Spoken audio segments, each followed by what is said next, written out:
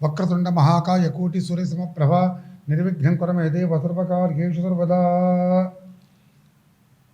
శక్తి media భక్తి ఛానల్ని వీక్షిస్తున్నటువంటి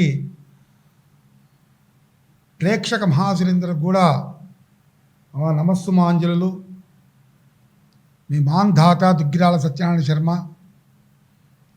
ముఖ్యంగా ఈ వారం మేషాది ద్వాదశ రాశులకు కూడా వార ఫలితాలు ఎట్లా ఉన్నాయో తెలుసుకుందాం. తదుపరి మిథున రాశి. రాశిలోనే గురుడు ఉన్నాడు అంటే జన్మల్లో ఉన్నట్టు. జన్మల్లో ఉంటే గురుడు ఉంటే దేహనాశనం చేస్తాడు. ఆరోగ్యరీత్యా భంగాలు తప్పవు, చికాకులు, డైజెషన్ ప్రాబ్లమ్స్, లివర్ ప్రాబ్లమ్స్ ఇవన్నీ వస్తుంటాయి. కాబట్టి ప్రతి విషయానికి కారకుడు గురుడు. గురుబలం లేకపోతే ఏది కాదు. అటువంటి గురుడే కొంచెం జన్మరాశిలో ఉన్నప్పుడు దేహనాశనాన్ని కలగజేస్తాడు. గురుడికి పరిహారాలు చేయించుకుంటే చాలా విశేషంగా ఉంటుంది. అదే రవి ఉన్నాడు కాబట్టి అక్కడ సాహస కార్యాలు చేయడానికి మంచి మిత్రస్థానంలో ఉన్నాడు రవి. ఉద్యోగ ప్రయత్నానికి అనుకూలంగా ఉంటుంది. ద్వితీయంలో బుధుడు ఉన్నాడు, మంచి బుద్ధి కలిగి ఉంటారు. వ్యాపారస్తులకు అనుకూలంగా ఉంటుంది.